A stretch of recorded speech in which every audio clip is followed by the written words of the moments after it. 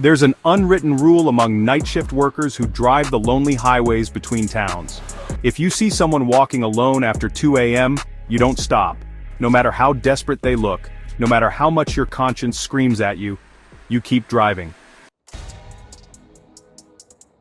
I wish someone had told me this rule before I started the graveyard shift at the hospital 2 towns over, before that rainy Tuesday night 3 months ago.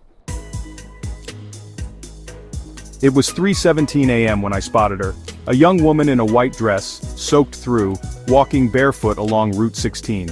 No coat, no umbrella, just wandering along that empty stretch of road where the forest presses close on both sides. I pulled over without thinking, rolled down my window. "Need a ride somewhere?" I called out. Brief silence. She didn't speak, just turned toward my car with a smile that seemed relieved. Too relieved.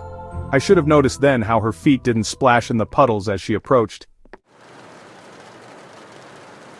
She slid into my passenger seat, her dress bone dry despite the downpour. I remember thinking that was strange, but I was tired. Working doubles does that to your perception. "Where are you headed?" I asked. She pointed straight ahead. Just pointed.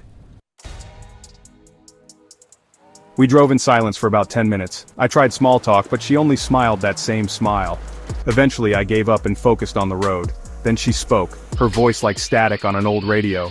"Almost there." I glanced over, about to ask where there was, when I noticed her reflection in the window.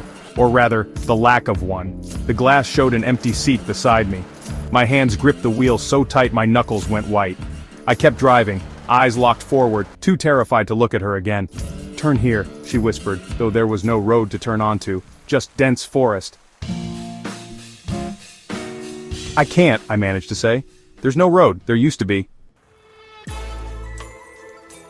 That's when her hand touched mine on the steering wheel. Ice cold and wrong somehow. Like there were too many joints in her fingers. I swerved the car hard onto the shoulder and slammed on the brakes. I didn't care anymore, I had to get away. I fumbled with my seatbelt, threw open my door, and practically fell onto the wet asphalt. When I looked back inside the car, the passenger seat was empty. I drove straight to the police station, shaking, babbling about my ghostly passenger. The officer at the desk listened patiently, then asked me to describe the woman again. White dress, dark hair, early 20s. His face went pale. "Route 16, you said? About 3 miles past the old mill?" I nodded. He pulled out a file. Showed me a photograph. "Is this her?"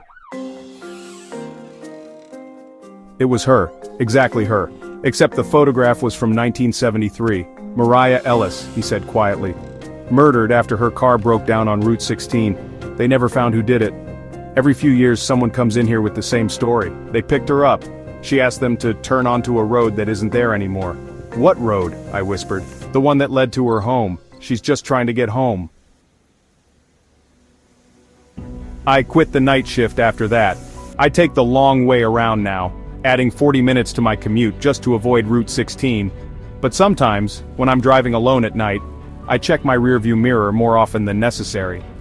Because I've learned something about Mariah Ellis that the officer didn't tell me. Something I discovered in old newspaper archives.